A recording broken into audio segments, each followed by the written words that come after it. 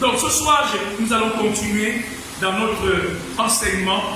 J'ai dit on aura en même temps des moments de prière, en même temps des moments d'enseignement. On va lire d'abord dans Ésaïe au chapitre 53.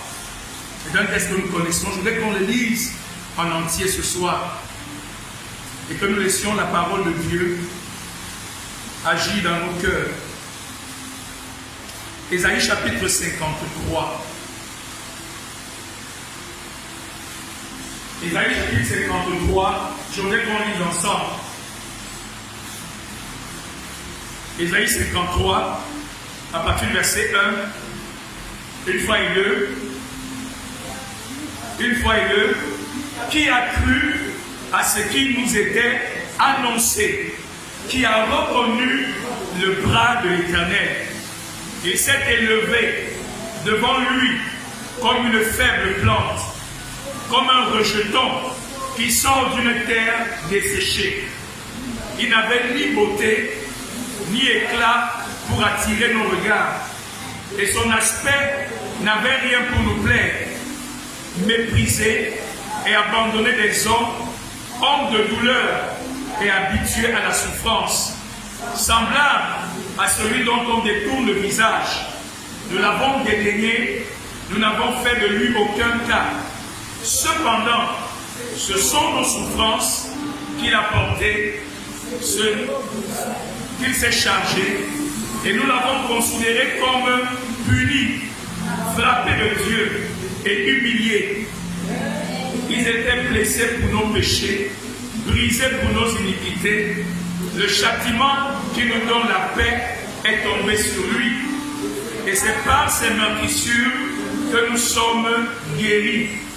Nous étions tous errants comme des brebis. Chacun suivait sa propre voie.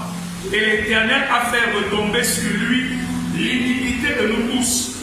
Il a été maltraité et opprimé, et il n'a point ouvert la bouche. Semblable à un agneau qu'on mène à la boucherie, à une brebis muette devant ceux qui la tombent. Il n'a point ouvert la bouche. Il a été enlevé par l'angoisse et le châtiment. Et parmi ceux de sa génération, qui a cru qu'il était retranché de la terre des vivants et frappé pour les péchés de mon peuple. On a mis son sépulcre parmi les méchants, son tombeau avec le riche, quoiqu'il n'eût point commis de violence et qu'il n'y eût point de fraude dans sa bouche. Il a plu à l'Éternel de le briser par la souffrance, livrer sa vie en sacrifice pour le péché. Il verra une postérité et prolongera ses jours, et l'œuvre de l'Éternel prospérera entre ses mains. À cause du travail de son âme, il rassasiera ses regards par sa connaissance. Mon serviteur juste justifiera beaucoup d'hommes, et il se chargera de leurs iniquités. C'est pourquoi je lui donnerai sa part avec les grands. Il partagera le butin avec les puissants, parce qu'il s'est livré lui-même à la mort et qu'il a été mis au nombre des malfaiteurs, parce qu'il a porté les péchés de beaucoup d'hommes et qu'il a intercédé pour les coupables. Alléluia. Alléluia. Ésaïe 53 est un texte extraordinaire. Il est vraiment dit que chacun de nous, chaque croyant, chaque chrétien qui veut comprendre la puissance de l'œuvre de Christ doit méditer Ésaïe 53. Alléluia. Même jusqu'à cette nuit, demain, lis Ésaïe 53. On parle de Jésus, mais on parle aussi de toi. On parle des souffrances de Christ. On parle de ce que Dieu a fait pour nous au travers de lui.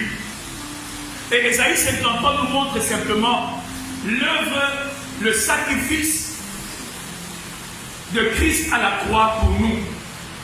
Alléluia. Hier, je disais que nous allons parler ce soir de la puissance de l'expiation. Alléluia. La mort de Christ n'était pas une mort accidentelle. La mort de Jésus n'était pas une erreur. Mais la mort de Jésus était un sacrifice. Alléluia. La mort de Jésus était une offrande d'expiation. Alléluia. La mort de Jésus était un sacrifice expiatoire. Est-ce que tu me suis ce soir? La mort de Jésus était un sacrifice expiatoire. Jésus nous a sauvés par ses souffrances. Jésus nous a sauvés par ses douleurs. Jésus nous a sauvés au travers de tout ce qu'il a enduré à la croix. Alors, l'expiation c'est quoi? L'expiation c'est simplement le sacrifice de Jésus à la croix par lequel il a payé la peine de nos péchés. L'expiation c'est le sacrifice de Jésus à la croix par lequel il a payé la peine de nos péchés. L'expiation, c'est le sacrifice de Jésus à la croix par lequel il a payé la peine de nos péchés. Alléluia. Peut-être comme je vous donne une définition, vous avez du mal à entrer dans ce que je dis. Je dis que l'expiation, c'est le sacrifice de Jésus à la croix par lequel il a payé la peine de tes péchés. La peine de tes péchés.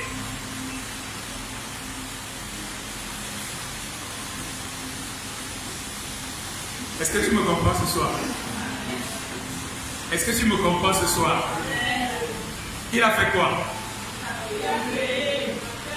Il a fait quoi? Il a fait quoi? Il a fait quoi? Il a payé la peine.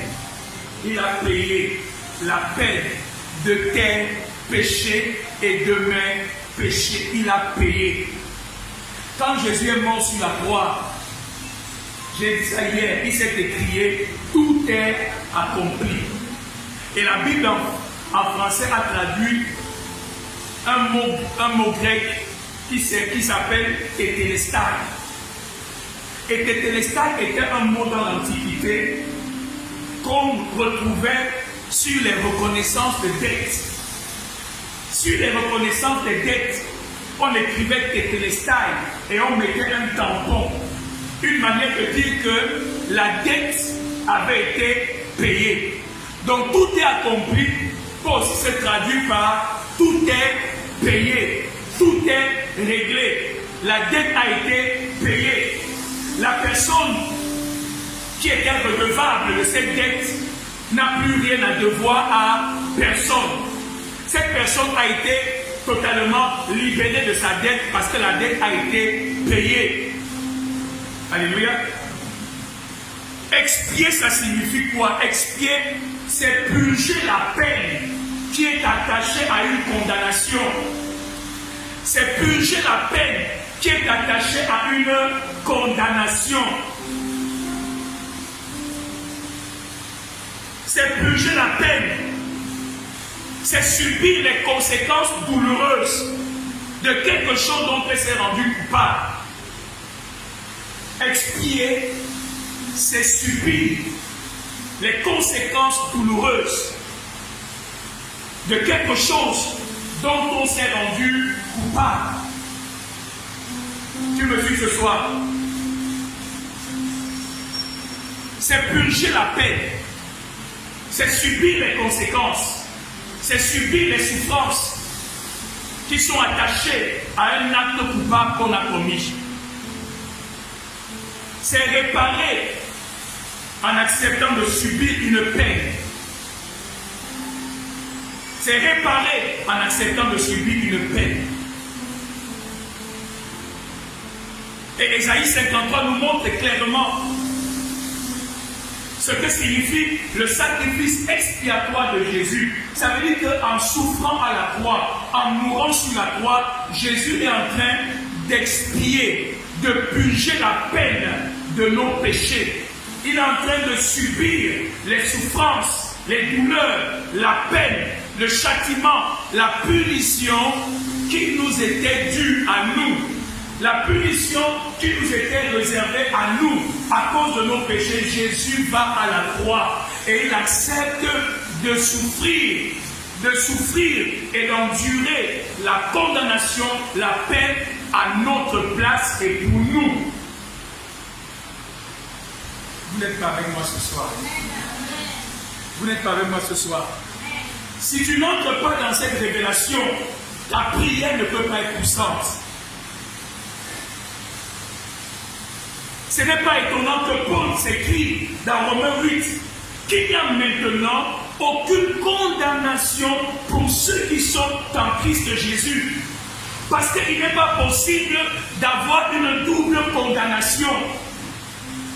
Si la condamnation liée à nos péchés, Jésus a déjà payé cette condamnation à la croix, il est normal que Paul s'écrit, il n'y a maintenant aucune condamnation pour ceux qui sont en Christ Jésus. Parce qu'à la croix, la punition, le châtiment, la colère, le jugement, la condamnation de la mort, de la souffrance est tombée sur Jésus. Est tombée sur Jésus. Nous avons lu Ésaïe 53. Il a plu à Dieu de le briser par la souffrance. Il a subi l'angoisse, l'amertume de la mort, il a goûté à ça. Il a dit, Père, si cette coupe pouvait s'éloigner de moi, cette coupe de la mort, des souffrances à cause de la croix. Mais il a dit, Père, non, pas ma volonté, mais ta volonté. Parce que ta volonté, c'est que je souffre ces souffrances pour payer le châtiment, pour payer la peine des péchés de l'humanité. Qui a cru qu'il était sur cette croix pour payer le prix de nos péchés?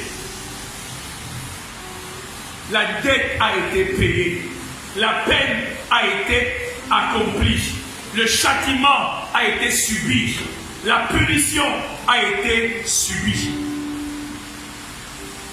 Je veux que tu comprennes cela ce soir. C'est pour ça que dimanche, nous pouvons célébrer. C'est pour ça que dimanche, nous pouvons chanter. C'est pour ça que le chrétien peut se réjouir. Alléluia. Et quand nous lisons depuis l'Ancien Testament, comment se fait-il que quelqu'un qui est innocent soit celui qui paie pour les péchés des coupables? Depuis l'Ancien Testament, Dieu a commencé à nous montrer cette possibilité. Alléluia. Dans le Lévitique au chapitre 4, il y a ce qu'on appelle les sacrifices d'expiation. C'est quoi le sacrifice d'expiation? Lorsque un enfant d'Israël, ou lorsque tout le peuple d'Israël, ou lorsque les sacrificateurs, ou les princes, les responsables en Israël commettaient un péché contre Dieu, Dieu avait donné la possibilité d'offrir un sacrifice d'expiation. Et le sacrifice d'expiation, il s'agissait de prendre un animal, de l'amener à la tente d'assignation, de l'amener devant la tente, et celui qui était coupable amenait cet animal. Et la première chose qu'il faisait, il vérifiait d'abord que cet animal était sans défaut, était un bon sacrifice. Il prenait sa main, il posait sur la tête de l'animal. Alléluia. Et pendant qu'il pose la main sur la tête de l'animal, il y a un transfert spirituel qui s'opère. L'innocence de l'animal qui n'a rien fait et la culpabilité de l'homme qui a péché, il va y avoir un échange. Il va y avoir un échange. La culpabilité de l'homme va aller sur l'animal et l'innocence de l'animal va venir sur l'homme.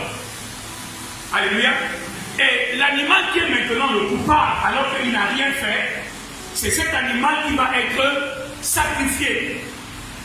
En posant les mains sur la tête de l'animal, C'est comme si l'homme s'identifie à l'animal et il transfère son péché sur l'animal et l'animal est sacrifié. Et l'homme rentre libre et l'homme rentre pardonné. Alléluia.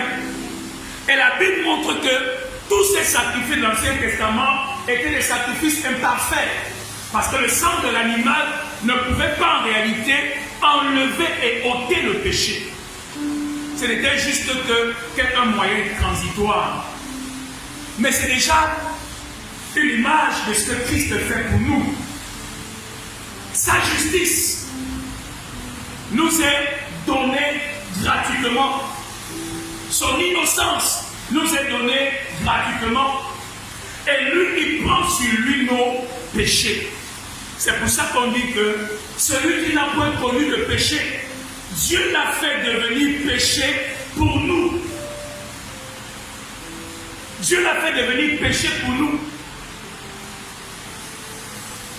Et lui qui n'a point commis le péché, on l'a mis parmi les malfaiteurs, alors qu'il n'avait rien commis de mal. Et on l'a amené sur la croix, et on l'a sacrifié à la croix. C'est Dieu lui-même qui a destiné Jésus à être un sacrifice expiatoire pour nos péchés. Ce n'est pas nous qui l'avons voulu.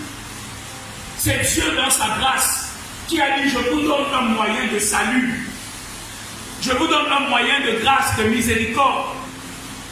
C'est Dieu lui-même qui a décidé de sauver les hommes en envoyant Jésus mourir à notre place. Et Jésus a accepté volontairement de jouer ce rôle. Il a dit: je donne ma vie pour mes brebis. Personne ne me la retire. J'ai la liberté de la donner et j'ai la liberté de la garder. Mais mon Père m'aime parce que je donne ma vie pour mes brebis. Alléluia. Jésus a volontairement accepté cela. Et il allait à la croix pour toi et pour moi. Et il a payé par ses souffrances. Il a payé par ses souffrances. Je ne voulais pas être très technique ce soir, parce que je voulais qu'on prenne un peu de temps pour prier.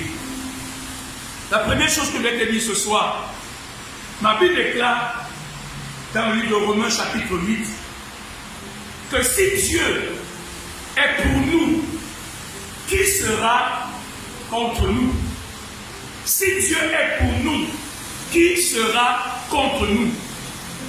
Lui qui n'a point épargné son propre fils, mais qui l'a livré pour nous. La première chose que l'expiation fait, c'est que l'expiation te réconcilie avec Dieu. L'expiation te restaure dans ta relation avec Dieu.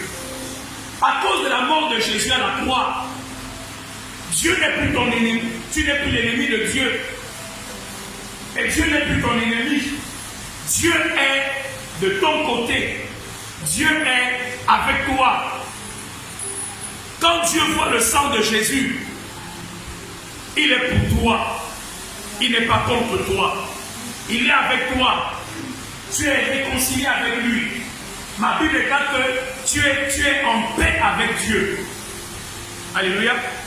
L'inimitié entre toi et Dieu est tombée. Ce qui faisait obstacle entre toi et Dieu est tombé. Et tu es restauré dans l'amour de Dieu. Tu es restauré dans ta relation avec Dieu. Tu es restauré dans les faveurs de Dieu. Tu es rétabli dans toutes les grâces divines. Parce que maintenant, ce qui était une barrière entre toi et ton Père, entre toi et ton Dieu, a été effacé. Le fils prodigue, quand il est rentré dans la maison de son père lui a pardonné ses péchés. Et son père l'a restauré. Il était tombé, mais son père l'a restauré. Son père l'a rétabli. Son père l'a réadmis dans la maison. La relation entre lui et son père a été totalement réparée et restaurée. Alors si Dieu est pour toi, qui sera contre toi? La preuve ultime qui te montre pour te dire que tu es important pour moi, tu as de la valeur pour moi, c'est qu'il a livré Jésus pour toi. Alors s'il a fait, s'il est pour toi, qui sera contre toi? Beaucoup souvent nous voyons notre vie chrétienne comme si Dieu était encore notre ennemi, comme si Dieu était encore fâché contre nous. Frère, Dieu n'est pas fâché contre toi, il est pour toi, il est de ton côté, il est avec toi, il combat pour toi. Et ma Bible déclare que si, à cause du sang de l'agneau, tu as été réconcilié avec Dieu, tu as été restauré dans ta relation avec Dieu, Dieu maintenant est de ton côté. Tu es équipé pour affronter les défis de ta vie. Tu es équipé pour affronter les batailles de ta vie. Tu as maintenant un partenaire privilégié qui est de ton côté, qui combat pour toi, qui marche avec toi, qui vit avec toi et qui a pris position pour toi. Si Dieu est pour toi, qui sera contre toi? Par le sang de Jésus à la croix, Dieu a rétabli son alliance avec toi. Dieu a rétabli son alliance avec toi. Tu es maintenant l'homme de Dieu, la femme de Dieu, le fils de Dieu, la fille de Dieu. Si Dieu est pour toi, qui sera contre toi? Tu me suis ce soir? Tu me suis ce soir? Est-ce que tu me suis ce soir?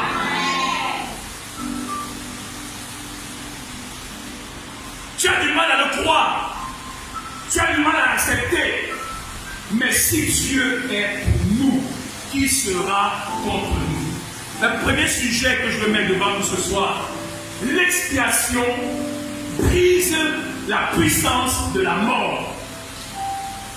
L'expiation brise la puissance de la mort. Lisons dans Hébreux au chapitre 2.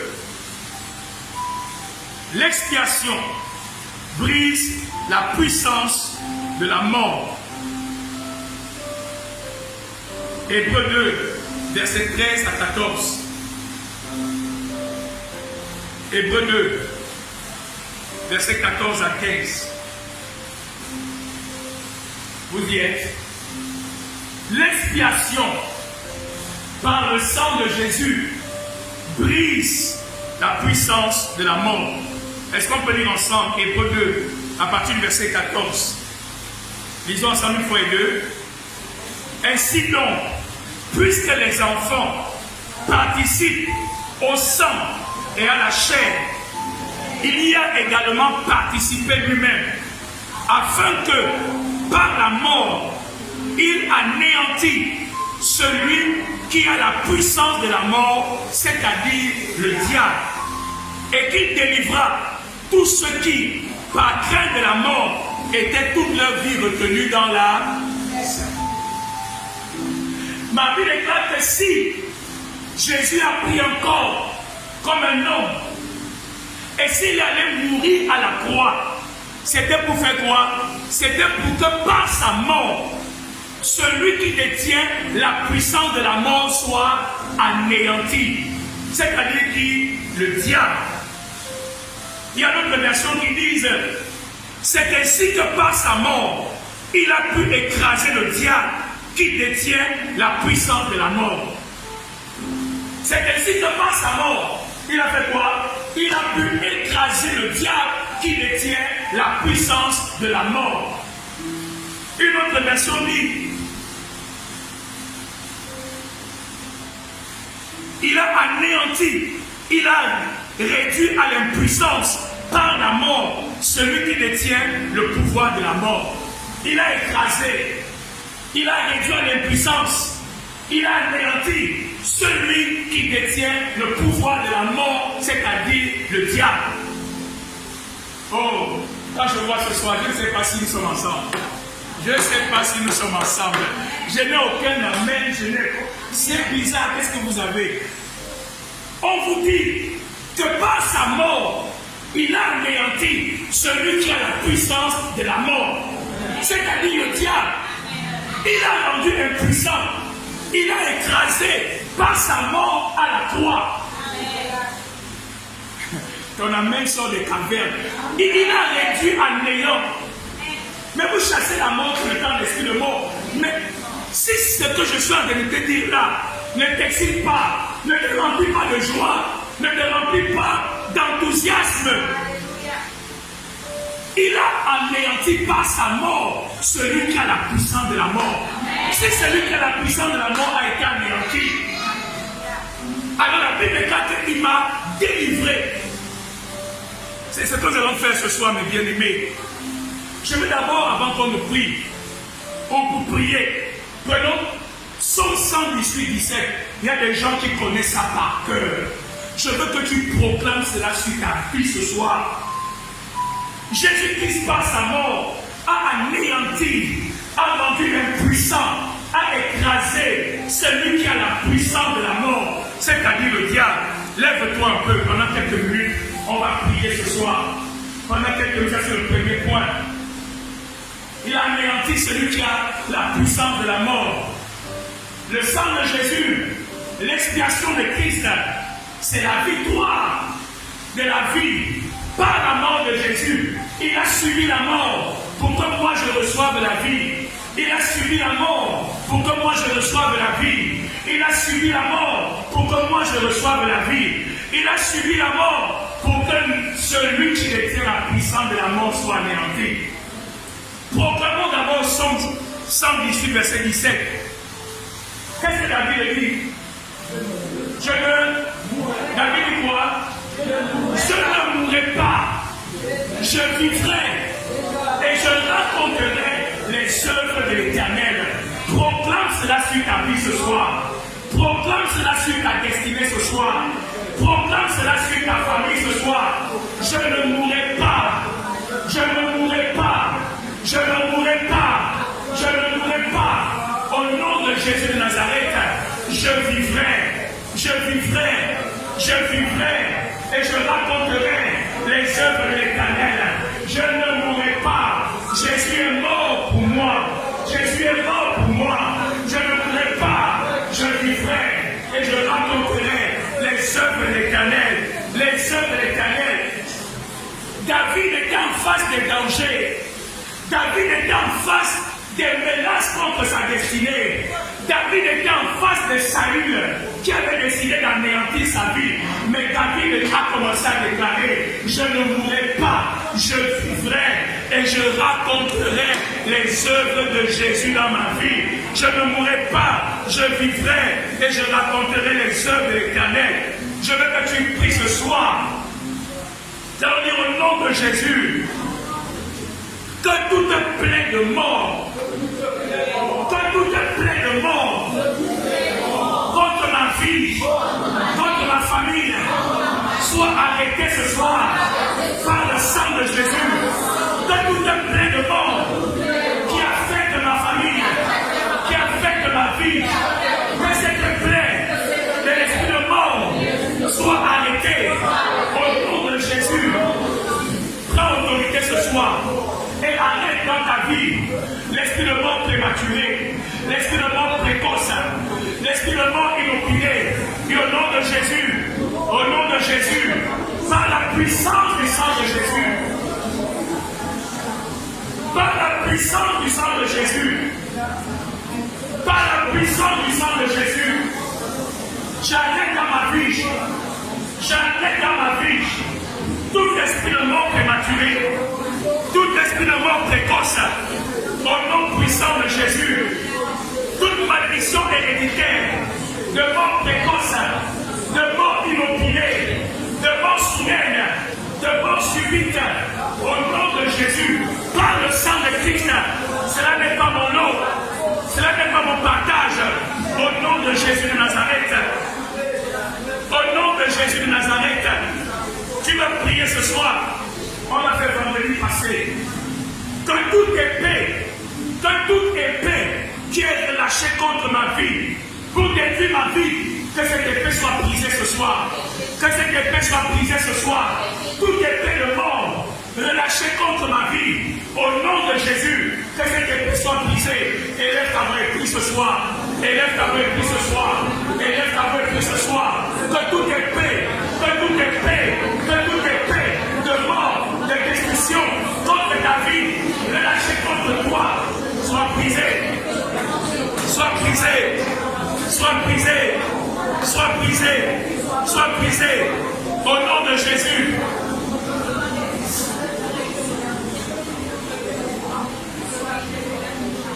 Tout hôtel familial de l'esprit de mort, je le renverse.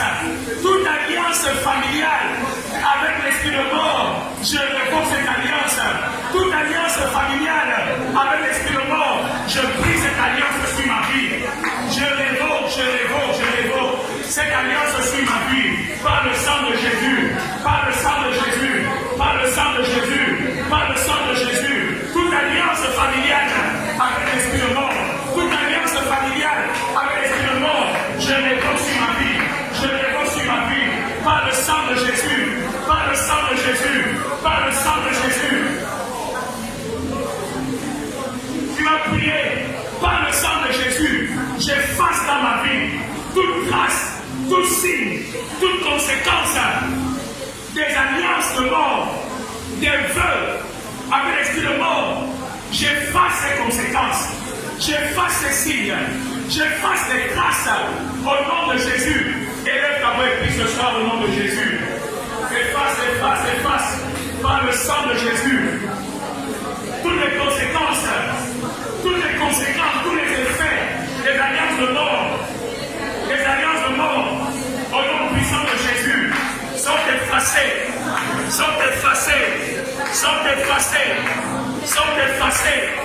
au nom puissant de Jésus. Je ne mourrai pas sur l'autel de l'autel familial. Je ne mourrai pas sur la pierre de la maison de mon père et de ma mère. Je ne mourrai pas sur cette pierre. Je ne mourrai pas sur cet autel. Au nom de Jésus de Nazareth. Au nom de Jésus. Tu vas prier. Que toute plante de mort précoce plantée dans ma vie, je déracine par le sang de Jésus. Que toute plante de mort précoce, que toute plante de mort prématurée, plantée dans les fondations de ma vie, au nom de Jésus, par le sang, que cela soit effacé, déraciné. Prie au nom de Jésus. Prie au nom de Jésus. Prie au nom de Jésus. Toute plante de mort précoce, toute plante de mort prématurée, toute plante de mort soudaine, au nom de Jésus, je déracine,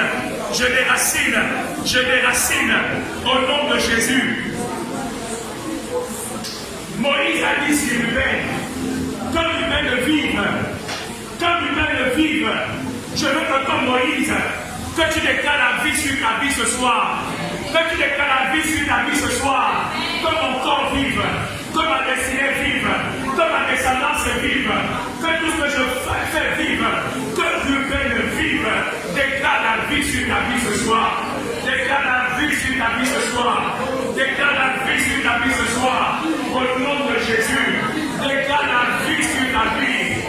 Déclare la vie sur ta vie. Déclare la vie sur ta vie. Au nom de Jésus de Nazareth. Il est mort pour que j'ai la vie. Il est mort pour que j'ai la vie. Il est mort pour que j'ai la vie. Il a subi le châtiment de la mort pour que je reçoive de la vie. Pour que je reçoive de la vie. Je déclare la vie en abondance dans ma vie ce soir. Je déclare la vie dans tous les aspects de ma vie. Dans mon corps, dans mon âme, dans mon sang, dans mes organes. Au nom de Jésus de Nazareth. Je ne mourrai pas, je vivrai et je raconterai les œuvres de l'Éternel.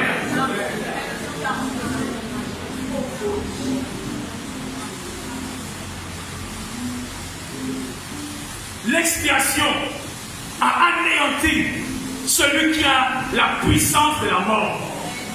Alléluia. L'a rendu à néant.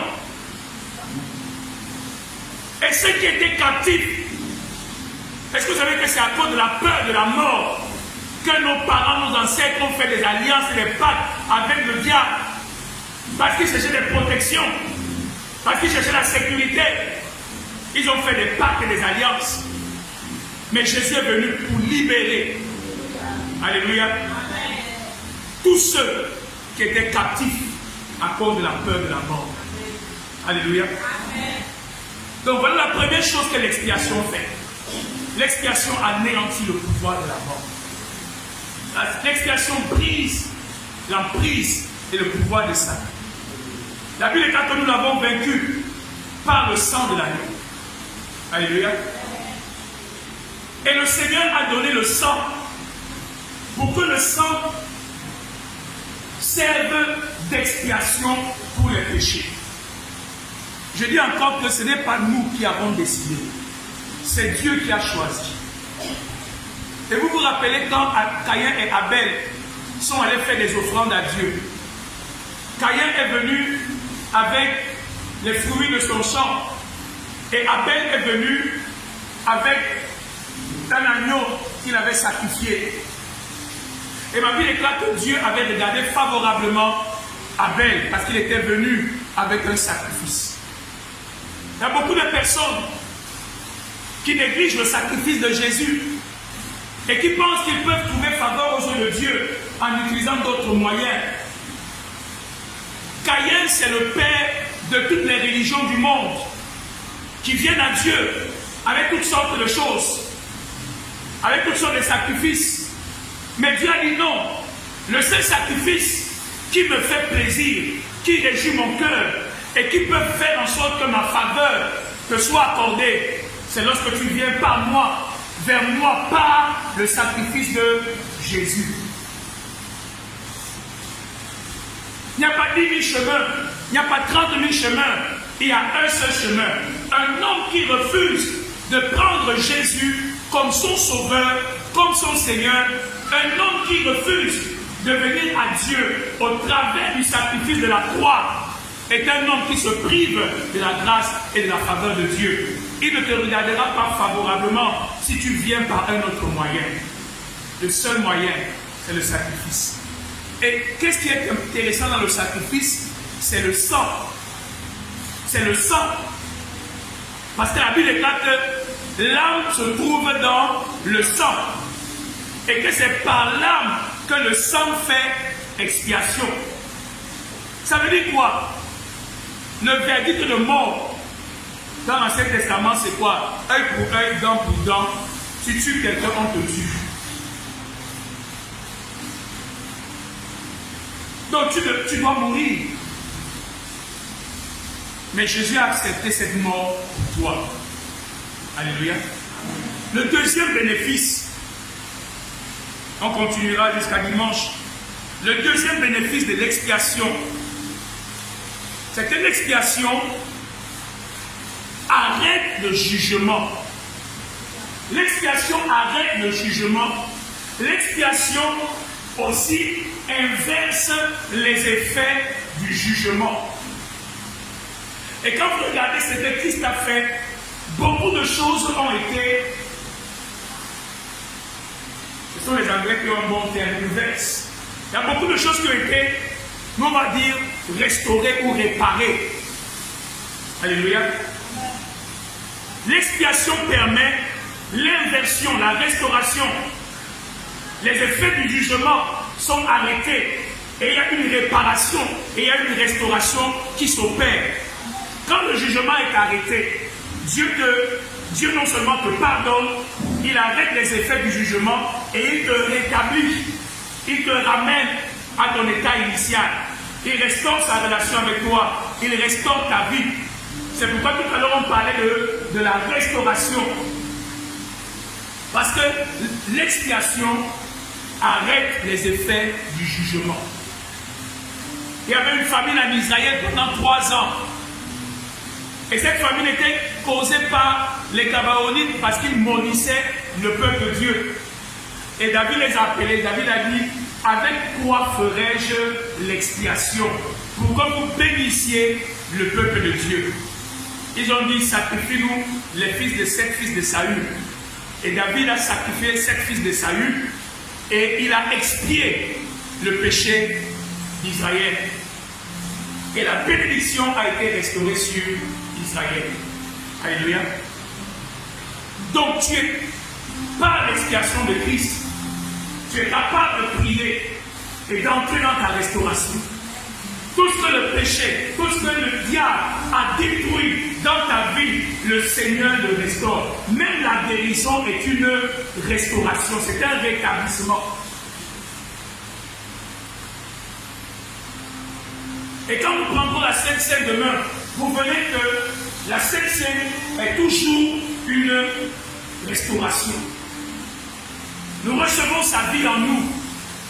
Nous recevons sa vie en nous. Parce que cette vie a le pouvoir de réparer, de restaurer, de rétablir. Dieu est venu par la grâce de Jésus, par son sang, pour te réparer toutes choses. Pour rétablir, regardez comment il ouvrait les yeux des aveugles. Regardez comment une femme à la perte de sang depuis des années, personne n'a pu rien faire pour elle. Jésus la restaure et elle devient totalement guérie. Un possédé qui venait dans les sépulcres, que personne ne pouvait plus libérer. Jésus arrive et Jésus le libère et Jésus le rétablit, Jésus le restaure. Parce que l'expiation permet que le jugement s'arrête et que la guérison devienne possible et que la réparation devienne possible. Même Dieu le Père a été apaisé par le sang de Jésus et il a rétabli sa communion avec nous. Alléluia. La restauration, le rétablissement est un des bénéfices de l'expiation de Jésus à la croix. Alléluia. C'est ta portion. C'est ta portion. Ça te paraît tellement impossible cette chose. Tu te dis, mais comment Dieu peut le faire? Comment Dieu peut réparer ça? Peut-être c'est tellement gâté, c'est tellement détruit. Mais le Dieu qui a envoyé Jésus verser son sang à la croix, c'est lui qui a pris la décision de réparer nos vies. C'est le divin médecin. Alléluia. La femme à la perte de sang, en un instant, elle a été guérie et le flux s'est arrêté. Oh Église, tu dois être excité cette semaine. Tu dois être rempli de joie. Il y a une attente qui doit être dans ton cœur. Parce que ce n'est pas en vain qu'il a versé son sang pour nous. C'est pour que quelque chose en nous soit réparé. C'est pour que quelque chose en moi soit guéri. Dans mon cœur, dans mon corps, dans mon âme. Il rencontre la veuve de Naïm qui a déjà perdu son mari et qui a perdu encore son fils. La Bible déclare qu'il ressuscite cet enfant et il le rend à sa mère. Parce que Jésus vient pour nous rendre les choses qu'on a perdues. On a perdu l'autorité. Il est venu nous restaurer cette autorité. Satan se jouait de nous comme d'un ballon. Mais par Jésus, l'autorité qu'on a perdue, il est venu la restaurer. La gloire qu'on avait perdue, il est venu la restaurer. La faveur qu'on avait perdue, il est venu la restaurer. La joie qu'on n'avait plus, il est venu la restaurer. Jésus est le restaurateur, le réparateur des vies. Alléluia. Quand il ouvrait les yeux des aveugles, quand il guérissait les sourds, on disait, mais quel est cet homme qui fait toutes choses à merveille? Je veux que tu reçoives la grâce de Dieu pendant cette saison de Pâques. Je veux que tu reçoives la grâce de Dieu. Je veux que tu attendes la grâce de Dieu. Il n'y a rien qui soit impossible au Seigneur. Il peut guérir ton cœur, il peut guérir ton âme, il peut guérir ton corps, il peut restaurer ta vie, mon frère, ta destinée. Et demain, quand tu viendras à la table, la Sainte Seine, je veux que tu réalises que la vie supérieure et surnaturelle de Dieu, c'est elle que tu vas recevoir au travers du pain et du vin que nous allons prendre. Alléluia. Nous allons continuer au fur et à mesure, mais l'expiation a des bénéfices énormes. C'est l'expiation qui apporte la guérison. On n'a pas le temps d'entrer dans cela, mais nous avons dit tout à l'heure que c'est par ces meurtrissures que nous sommes. C'est par ces C'est par sa souffrance que nous avons obtenu la guérison. C'est par sa souffrance que nous avons obtenu la guérison. Par ses souffrances. Je vais vous montrer un texte dans Ésaïe chapitre 33, verset 24. Je termine. On continuera la prière. Ésaïe 53, verset 24. Ésaïe 33, pardon, verset 24. Ésaïe 33, verset 24. Est-ce qu'on peut lire ensemble? Ésaïe 33, verset 24.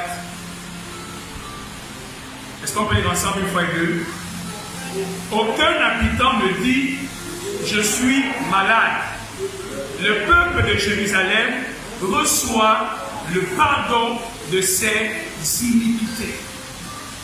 Ici, on voit clairement le lien entre le pardon des iniquités et la guérison.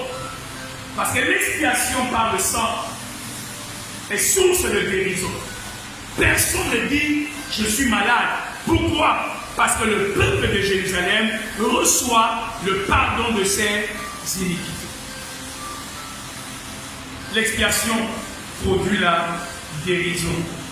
Alléluia. L'expiation anéantit la malédiction. L'expiation brise la servitude dans ta vie. L'expiation te délivre et te libère totalement. Alléluia.